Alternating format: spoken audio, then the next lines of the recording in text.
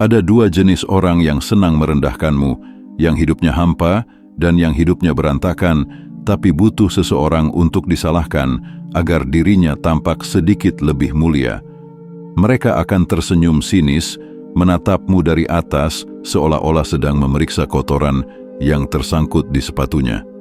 Tapi yang lucu, kadang mereka tak sadar, yang mereka injak bukan kamu, tapi refleksi kebusukan mereka sendiri.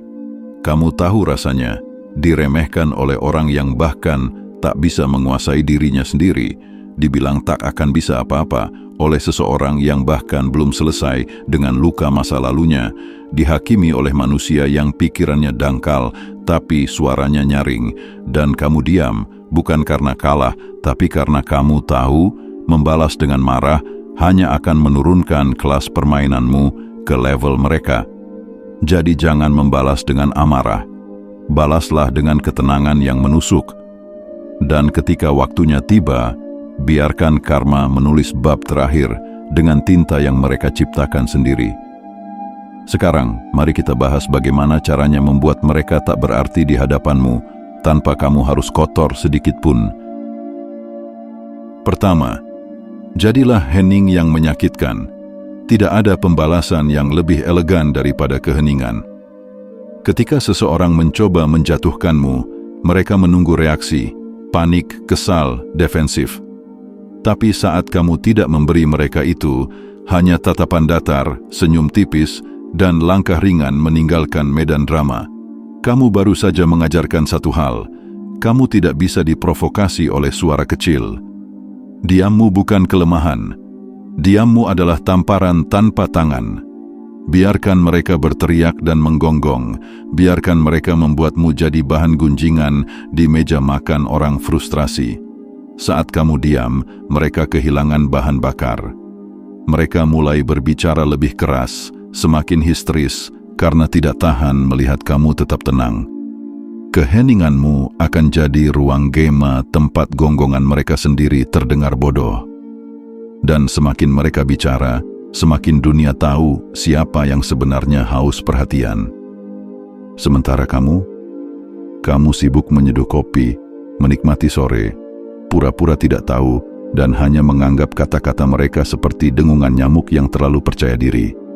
Kamu tidak perlu menjelaskan dirimu pada orang yang niatnya bukan memahami, tapi menghakimi. Diam itu mahal, tidak semua orang mampu membelinya. Kedua, jangan ikut lomba murahan. Ada permainan yang tidak pantas untukmu. Salah satunya adalah balapan siapa yang paling nyinyir. Orang yang merendahkanmu ingin kamu turun ke arena itu, tempat di mana kata-kata kotor jadi amunisi dan logika ditinggal di pintu masuk. Jangan turun. Tidak ada mahkota di arena itu, hanya lumpur dan penonton yang lapar drama. Mereka ingin kamu bereaksi. Mereka ingin kamu menjelaskan, berdebat, menyerang balik. Karena begitu kamu ikut, mereka menang. Bukan karena mereka benar, tapi karena kamu mau turun dari tahtamu. Jadi biarkan mereka berteriak sendirian. Biarkan mereka menang dalam imajinasinya sendiri. Kamu tahu cara paling elegan untuk menang? Tidak ikut main. Ketika kamu menolak ikut, kamu sudah menang sejak awal. Orang yang benar-benar kuat tidak sibuk membalas, dia sibuk melangkah lebih jauh. Kamu tidak sedang bertarung dengan mereka. Kamu sedang menulis kisah hidup yang mereka hanya bisa saksikan dari jauh sambil bergumam iri. Ingat, singa tidak perlu menanggapi anjing yang menggonggong. Dia hanya lewat. Dan gonggongan itu akhirnya hilang, tertelan angin. Ketiga, rawat dirimu seperti karya seni.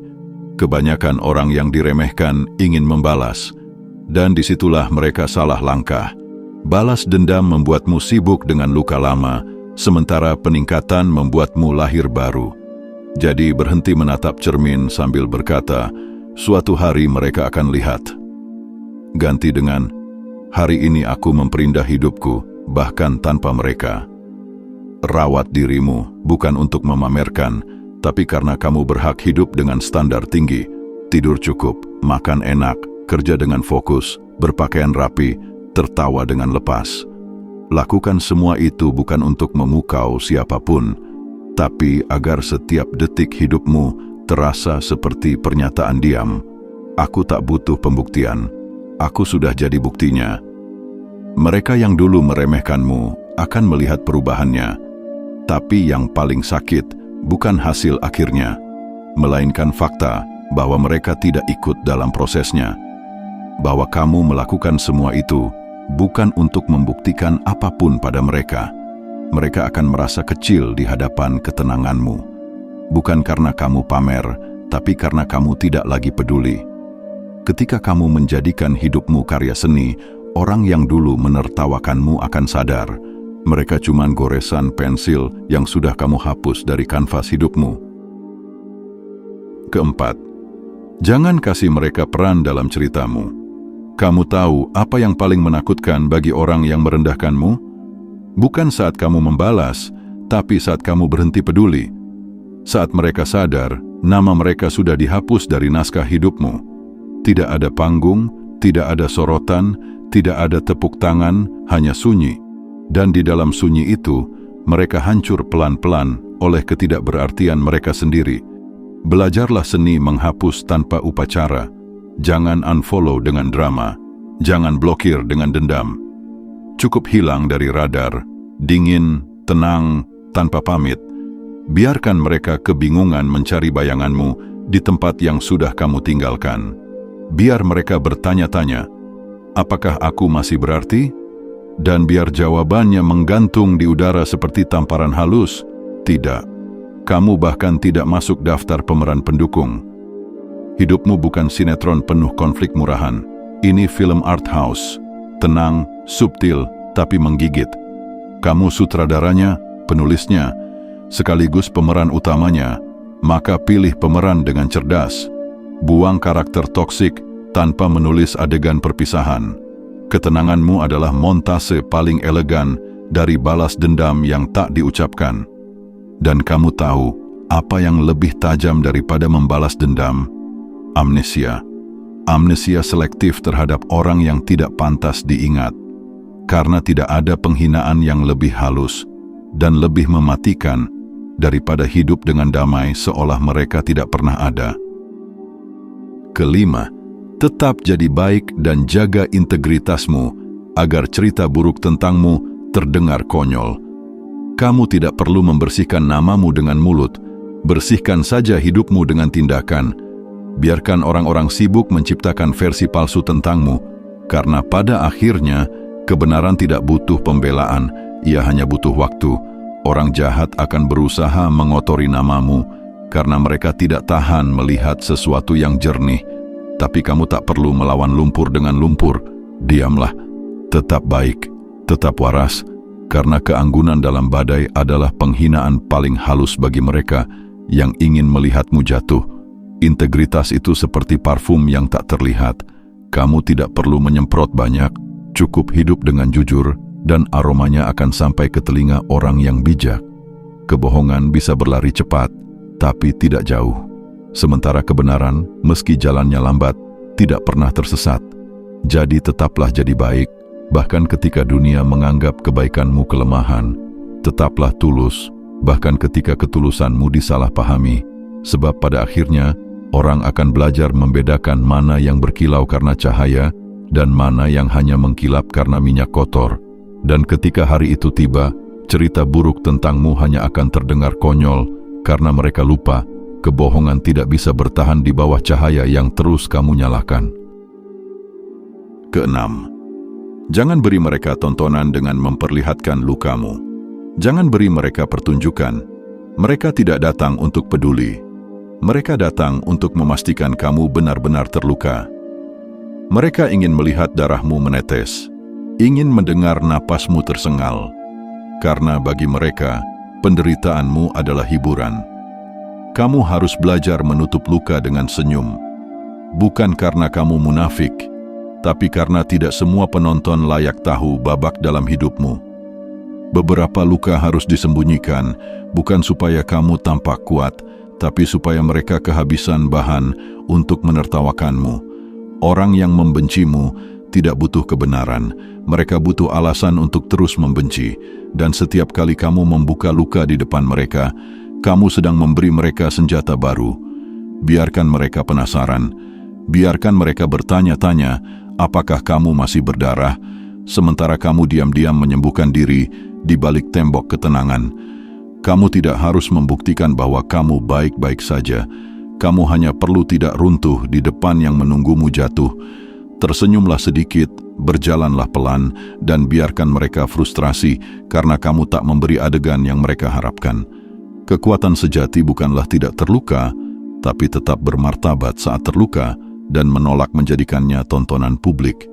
Dan nanti ketika kamu sembuh tanpa mereka tahu kapan, itu akan jadi tamparan paling elegan yang bisa kamu berikan, karena tak ada yang lebih menyakitkan bagi musuh selain menyadari bahwa mereka gagal melihatmu hancur.